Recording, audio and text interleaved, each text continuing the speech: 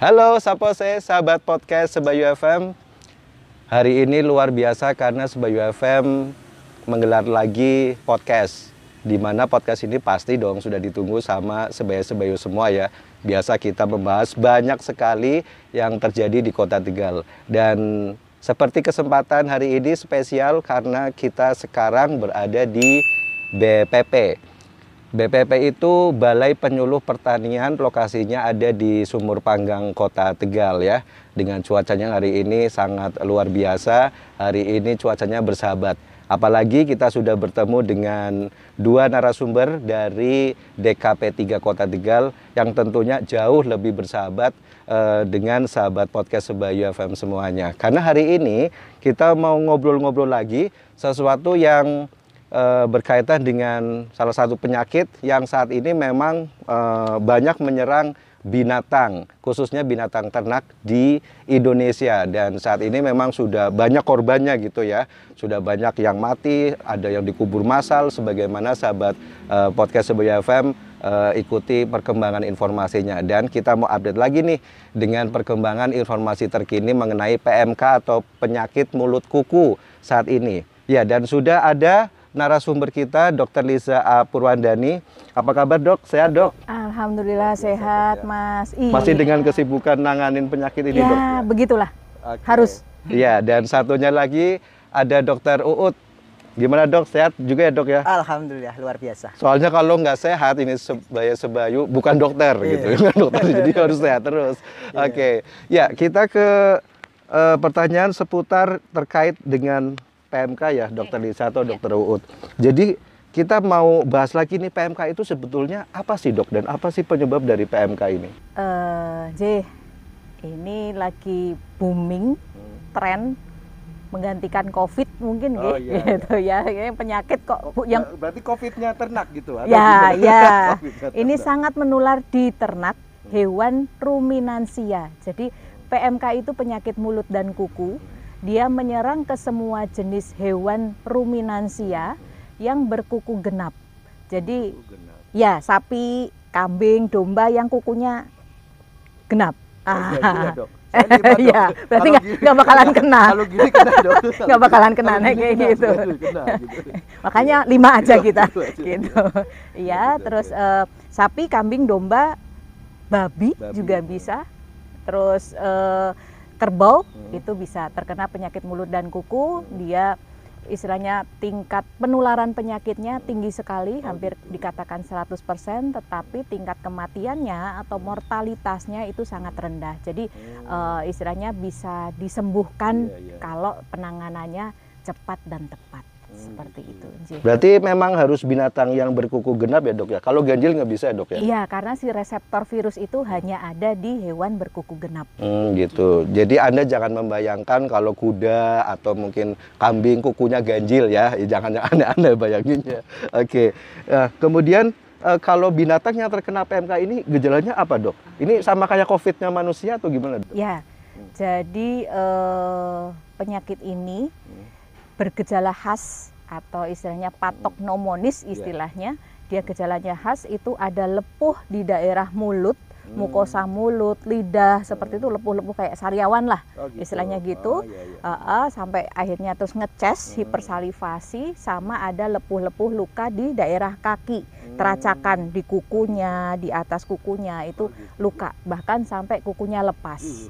Kalau kondisi seperti itu biasanya si sapi karena ini mulutnya sakit, dia nggak mau makan, akhirnya yang tadinya sapi buat penggemukan dia langsung berat badannya turun, drop drastis.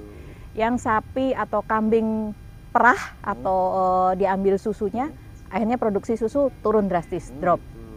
Kemudian sapi yang besar-besar gitu ya, misalnya sapi potong yang besar dengan berat badan yang besar, karena kakinya sakit, karena kukunya ngelocek gitu nggih, ya, itu akhirnya dia tidak kuat menopang berat badannya dan ambruk. Gitu. Lah seperti itu. Itu yang menimbulkan istilahnya kerugian ekonomis yang besar di situ. Di situ gitu ya. Oke. Barangkali Anda punya ternak di rumah ya, seperti ternak yang tadi disebutkan sama Dr. Liza. Dilihat dulu mulutnya barangkali ada kayak lepuh-lepuhnya, kayak sariawan-sariawan gitu ya. Ini bisa langsung cek kemana nih dok biasanya ini untuk sahabat podcast se-Indonesia ini dok?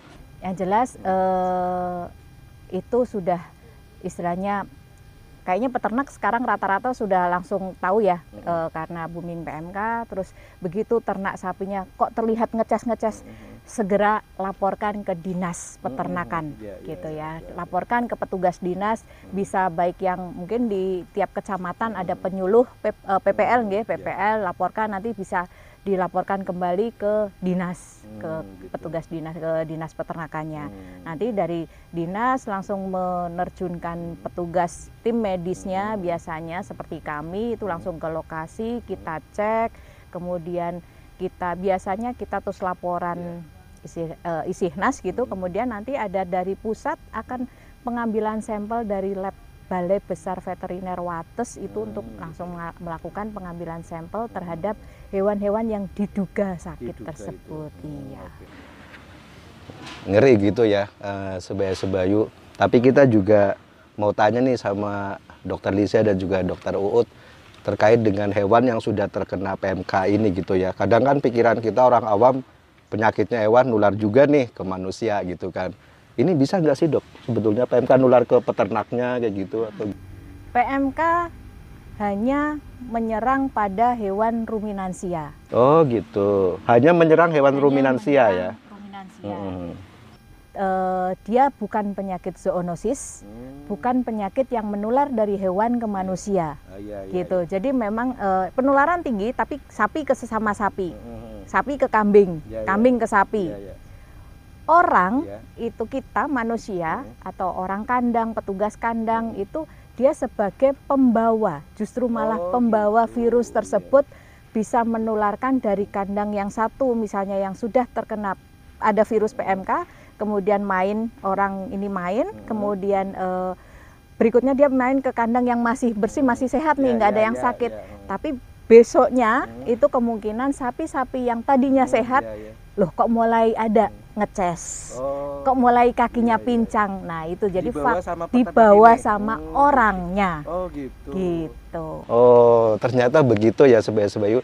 Jadi makanya itu tadi salah satu ciri kunci sukses peternakan di Kota Tegal ini ya Sebaya-Sebayu.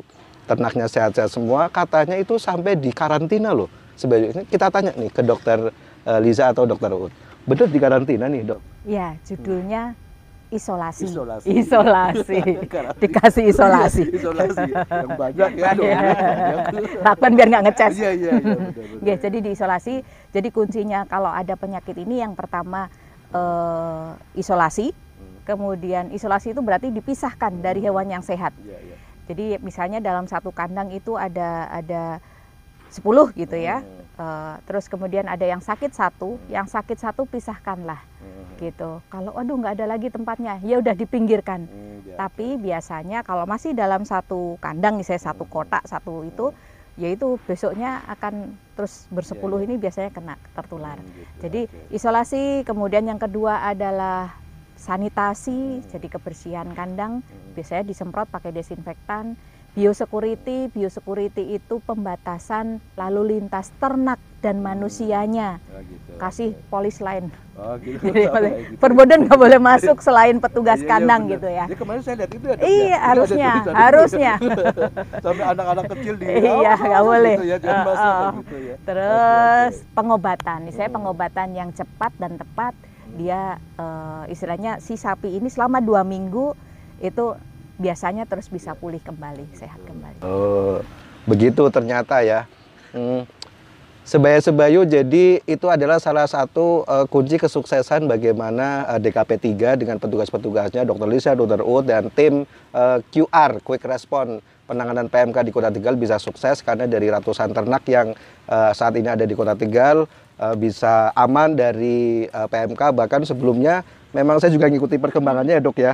Ada yang sempat tergejala langsung diantisipasi, langsung dicegah, langsung diobati, dan ternyata hasilnya luar biasa, bisa recovery semua dok ya, pada bangun ya gitu. Oke, sementara di Kota Tegal sendiri mungkin di tempat Anda juga ada ya, di kota Anda. Kalau di Kota Tegal ini sudah ada Puskeswan. Puskeswan ini berarti pusat kesehatan hewan gitu ya. Di mana ya tentu saja namanya puskeswan yang diperiksa adalah hewan-hewan. Ini yang bisa diperiksa hewan di puskeswan sebetulnya apa aja nih, Dokter Uut atau semua? Lah, semua ini ya? petugas salah satu dokter yang standby Oh, iya. terus ada di puskeswan ada ya. Dokter Uut. Ya, Dokter Uut, hewan apa aja nih yang bisa diperiksa ke sana, Dok? Untuk hewan yang biasa diperiksa di tempat kita di Yeah. puskeswan ada beberapa macam. Biasanya ada anjing, Mm-mm. kucing, musang, Oh, musang ular, juga ya. Oh, ular ya. terus burung, Ngeri ya, ular. ayam pun juga Oh, ayam bisa. sering datang ke Oh, gitu. puskeswan dengan berbagai macam gejala penyakit, keluhan dan lain sebagainya. Oh, gitu. Itu jam operasionalnya jam berapa aja nih? Untuk apa? Jam operasional kami hari kerja Hari kerja. dari Senin sampai Jumat. Untuk hari Senin sampai Kamis itu Iya. jam 8 sampai jam setengah 12 siang. 8 sampai setengah 12 ya. Terus Senin Kamis. untuk Jumatnya itu Jumatnya? jam 8 sampai jam 10 siang. 8 sampai jam 10 ya. Iya, Sabtu Minggu kita libur. Sabtu Minggu libur. Oke. Ya, berarti itu adalah jam operasional di Puskeswan Kota Tegal. Jadi silakan barangkali hewan peliharaan Anda ada keluhan gitu ya, bisa diperiksakan di situ. Ini biasanya yang dialami oleh para pecinta binatang atau peternak ya. Ini selama ini ditangani di Puskeswan biasanya penyakit apa sih, Dok? Untuk penyakit hewan kesayangan itu lebih banyak datang ke puskeswan dengan beberapa macam keluhan. Biasanya kulitnya berkerak, jamuran, skabies. Terus di akhir-akhir minggu ini banyak kasus yang datang dengan gejala muntah, diare. Oh gitu. Jadi datang dengan keluhan seperti itu. Kebanyakan ya di musim-musim seperti ini untuk kasusnya kebanyakan diagnosanya yang mengarahnya ke virus. Oh gitu. Kalau musim-musim ini orang mengatakan musim ketiga ya, musim apa menuju ke musim kemarau kayak gitu. Biasanya memang penyakitnya ada khusus penyakit musiman gitu, Dok. Penyakit musim Termasuk biasanya, yang tadi muntah-muntah ya, gitu. biasanya akan terganti perpindahan musim dari penghujan ke kemarau atau sebaliknya dari kemarau ke penghujan. Biasanya banyak kasus virus seperti Virus itu. gitu ya. Oke. Tidak ada gejala, mungkin tidak dirasa, dia kontak dengan penderita, Iya, iya. biasanya kucing atau anjing, terus tidak divaksinasi, Iya, iya. tiba-tiba hari berikutnya nggak mau makan, muntah sampai gitu 5 ya. kali. Hari berikutnya sudah nggak ada. Iya, Itu iya. banyak sekali kasus yang gitu seperti ya. itu. Oke. Jadi seperti itu sebaya-sebayu untuk puskeswan yang ada di Kota Tegal ini barangkali Anda akan nggak usah malu-malu gitu ya. Karena puskeswan ini kan untuk masyarakat Kota Tegal. Jadi nggak usah malu, nggak usah apa sih takut dan sebagainya. Silakan datang aja langsung. Lokasinya di mana ya, Dokter? Lokasinya di Jalan Martoloyo Jalan nomor Martoloyo. 78. 78 ya. Iya. Oke, di situ. Ya. Jadi kalau ada yang bawa binatang di situ perlu dicek-cek dulu kesehatannya nggak, Dokter? Bisa. Jadi memang kita di situ kita ada 4 dokter Oh, 4 dokter ya. ganti-gantian berjaga gitu ya di jam kerja seperti tadi yang disampaikan Dokter Uut. Kemudian biasanya ya gitu kalau ada yang, tapi biasanya datang ke dokter itu posisi sakit. Oh, udah sakit. Biasanya inget ya, dokter gitu. tuh kalau sakit, Oke, ya kan? iya Jenengan sih. juga tuh. Iya, benar. Sehat nggak mungkin itu. Gitu. Sampai meratap-ratap. Jadi kan otomatis kalau sakit dokter langsung melakukan pemeriksaan. betul. Kita cek segala macam, kemudian dokter mendiagnosa dengan dibantu kita juga ada USG, ada alat mikroskop juga. Jadi untuk membantu peneguhan diagnosa dokter. Kemudian nanti kita racikkan obat, kita berikan obat sesuai dengan penyakitnya tersebut, seperti itu. Di puskeswan juga bisa vaksin, ada bahkan dari dinas itu setahun sekali kita ada vaksinasi rabies gratis. Oh, setahun sekali. Iya, setahun sekali buat hewan pembawa rabies, anjing, kucing, musang. Itu biasanya kita programkan setahun sekali di mendekati World Rabies Day. Itu di kapan September. biasanya? September ya? J, gitu. Berarti bentar lagi nih sebaya-sebaya ini kan udah Juli ya. Iya, oke bentar. Ya, biasanya kita memang ada jatah 100 sampai 200 dosis seperti itu. Itu misalnya ada binatang yang sudah divaksin rabies, itu bisa vaksin lagi, Dok? Setahun 1 kali. Oh, Oh, 1 tahun 1 Iya. kali. Ya, Oh, gitu. 1 tahun sekali vaksinnya Gitu itu memang maksimal sekali gitu Dok. Disarankannya seperti itu karena antibodi dia akan tersimpan selama 1 tahun. 1 tahun antibodi di tubuh itu udah mulai habis, perlu di booster lagi. Gitu. Oke. Itu ciri-cirinya apa Dok kalau binatang rabies. udah rabies gitu? Ciri-cirinya hampir sama dengan tadi di sapi. Ngeces. Gitu. Oh, ngecas juga. Hipersalivasi itu karena ada si virus itu, tapi nama virusnya beda, jenis virusnya beda. Dia ada di anjing, kucing, monyet gitu ya. HPR tuh anjing, kucing, monyet biasanya itu. Nah itu ada di air liurnya. Biasanya kalau hewan yang bergejala rabies itu ada 2 tipe ganas sama tipe jinak, tipe diam. Kalau ganas tuh wah, dia langsung menyerang agresif, bahkan dengan tuannya, dengan majikannya pun dia galak. Tapi kalau yang penakut, jadi dia ngumpet. Dia biasanya takut sinar matahari, takut lampu, takut air, terus halusinasi, gitu lah. Gitu. Dan biasanya kalau sudah gigit, 14 hari kemudian si anjing tersebut mati. Gitu. Makanya kalau ada kasus gigitan HPR, GHPR, kita kerjasama dengan Dinkes. Dinkes menangani manusianya, kita menangani hewannya. Hewannya kita isolasi, kita observasi selama 14 hari. Kalau 14 hari si anjing mati, kemungkinan besar manusianya juga tertular rabies. Rabies 100% juga menimbulkan kematian di manusia. Gitu ya. Bahaya sekali. Berarti beda sama PMK ya, kalau rabies ini bisa nular ke manusianya ya Dok ya? Yang dikatakan apa? Zoonosis ya, zoonosis. Nah, jadi ini nggak main-main nih sebaya-sebayu di seluruh Indonesia ya. Jadi barangkali Anda punya binatang ternak udah mulai gigit-gigit yang nggak wajar gitu ya Dok ya. Nah, ini perlu diperiksa gitu. Jangan mendiagnosa sendiri. Jawa Tengah bebas rabies Oh, Jawa sudah. Tengah bebas Iya. rabies. Oh, tepuk tangan dong. Hebat banget Makanya ya. kita harus menjaga supaya tetap bebas rabies. Gitu ya. Oke. Baik, jadi meskipun Jawa Tengah bebas rabies, tapi Anda yang ada di Jawa Barat dan juga yang ada di Jawa Timur ya, tetap ada penanganan juga ya Dok ya, gitu dong. Baik, jadi itu ciri-cirinya dan ini ke Dokter Uut ya Dok, ini mengenai puskeswan, meskipun di Indonesia juga banyak puskeswan, tapi ini khusus untuk masyarakat Kota Tegal. Ini layanan apa aja sih Dokter Uut yang ada di puskeswan Kota Tegal ini? Untuk layanannya ada pemeriksaan mikroskop. Pemeriksaan mikroskop bisa untuk mengecek ada tidaknya cacing, gitu. parasit di dalam saluran pencernaan, terus parasit ada di kulit, di kulit, seperti itu. Sama ada beberapa yang di rambut di juga rambut, bisa kita cek gitu. untuk melalui pemeriksaan mikroskop. Gitu. Terus yang kedua, kita juga ada layanan pemeriksaan USG, ultrasonografi.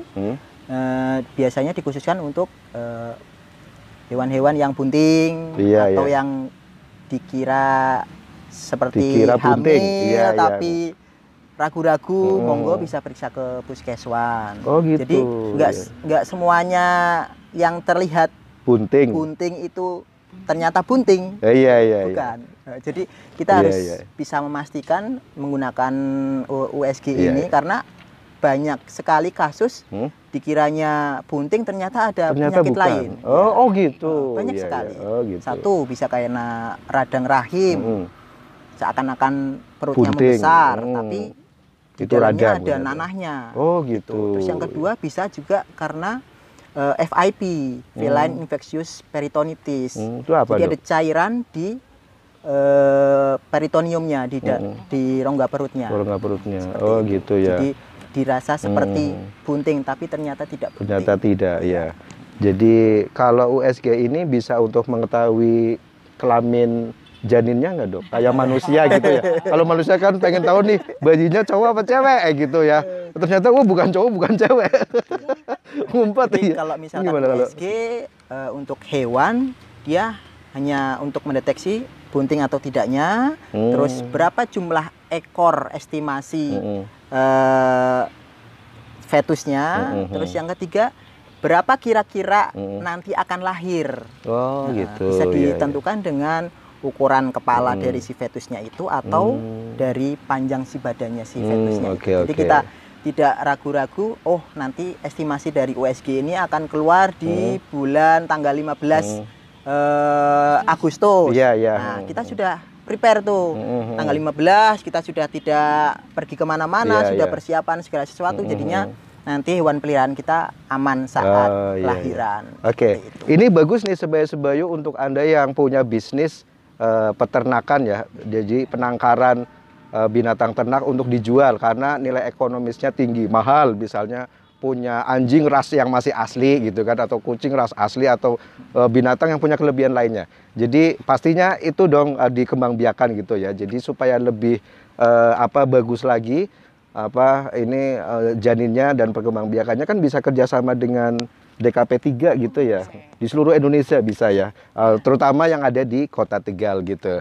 Oke, baik. Dan ini terkait dengan PMK dan juga penyakit-penyakit lain yang terjadi di Kota Tegal. Apa himbauan dari DKP 3 Kota Tegal ini? Ya, yang jelas PMK ini jangan panik. Pertama jangan panik. Walaupun ini istilahnya menjadi permasalahan nasional, isu nasional yang memang harus diseriusi penanganannya, tapi jangan panik karena yang pertama virus ini bukan penyakit zoonosis, bukan penyakit yang bisa menular ke manusia. Kemudian penyakit ini bisa sembuh, bisa disembuhkan bila segera dilakukan penanganan yang cepat dan tepat. Kemudian jangan takut mengkonsumsi daging dari sapi atau kambing. Jangan takut konsumsi daging dan susu dari sapi dan kambing, domba. Iya. Begitu ada PMK, jadi takut makan daging gitu. Nggak usah takut karena si virus itu tidak ada di daging. Virus itu adanya di mukosa mulut sama di teracak kaki yang lepuh itu. Jadi kalau kalau hewan sakit kemudian harus dipotong paksa, karena istilahnya kemungkinan nggak bisa sembuh nih gitu secara nilai ekonomis, daripada nanti mati mending dipotong gitu ya, dipotong. Dagingnya boleh untuk dikonsumsi.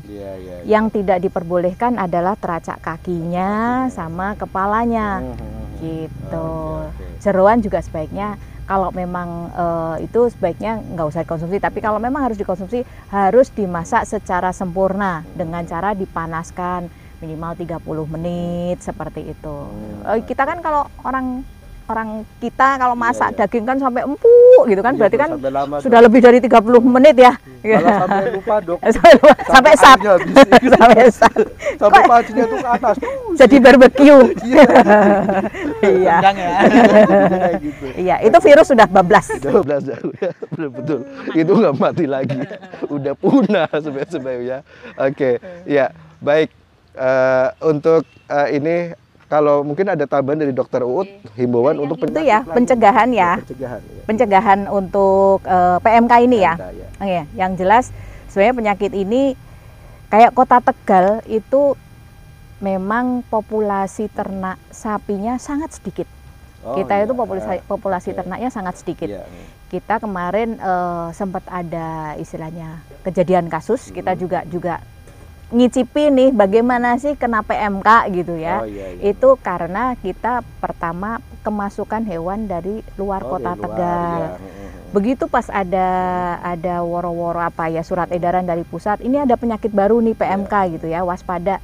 Kita sudah menghimbau ke peternak-peternak, kita sudah beritahu jangan memasukkan hewan dari luar Kota Tegal dulu. Untuk mendekati Hari Raya Idul Adha kan biasanya mereka kulaan, terus nanti untuk dijual pas Hari Raya Idul Adha gitu ya. Kita udah menghimbau seperti itu, udah keliling, bilangnya iya ya. Tapi ya karena mungkin memang itu sudah profesinya istilahnya, nanti untuk Idul Adha mereka jual beli seperti itu, kemasukanlah hewan dari luar kota dan ternyata benar itu membawa virus PMK. Tapi alhamdulillahnya ditangani kita selama 14 hari. Dinas tiap hari kita melakukan pengobatan, kemudian desinfeksi, biosecurity sama sosialisasi gitu. Pokoknya intinya kita harus menjaga pertama kebersihan kandang disemprot dengan desinfektan setiap hari lebih bagus. Kemudian membatasi lalu lintas ternak dan manusianya. Jadi ya nek bisa jangan memasukkan beli dari luar. Kalau mau beli dari luar, mintalah surat keterangan sehat dari dokter hewan daerah asal. Ya, dinas peternakan asal. Nanti begitu sudah datang sampai sini, laporlah ke kami, biar kita melakukan pengecekan lagi, seperti itu. Iya, intinya sanitasi, biosecurity, edukasi, itu yang harus istilahnya tiap hari kita. Sama kita ada istilahnya koordinasi dengan instansi lain, lintas sektoral. Baik, itu bagaimana himbauan dari DKP 3 untuk penanganan penyakit PMK. Sementara untuk penyakit lain di luar PMK, mungkin Dokter Uut ada yang mau ditambahkan? Apa yang harus dilakukan sebelum sakit hewannya ya? Untuk melihat kondisi hewan, berarti kita harus menentukan jadwal kesehatan si hewan. Satu, dengan pemberian obat cacing yang rutin. Yang kedua, jangan lupa untuk vaksinasi. Vaksinasi jangan hanya 1 kali, karena ketika divaksinasi hanya 1 kali, tingkat protektivitasnya mungkin nggak sampai 60%. Jadi kemungkinan kenanya sangat tinggi. Gitu. Jadi ayo divaksin setidaknya booster 2-3 kali. Terus yang ketiga, jangan lupa untuk memperhatikan kebersihan kandang, baik itu hewan kesayangan atau hewan ternak, itu sangat harus diperhatikan, karena sumber penyakit itu biasanya berasal dari sanitasi lingkungan sekitar. Paling itu aja sih. Baik, sebaya-sebayu, binatang ternyata selalu bermanfaat bagi manusia. Bisa kita konsumsi mungkin dagingnya atau telurnya atau segala sesuatunya yang ada di binatang itu, sampai dengan kulit-kulitnya, sampai dengan binatang itu kemudian dibuat hiasan air keras ya.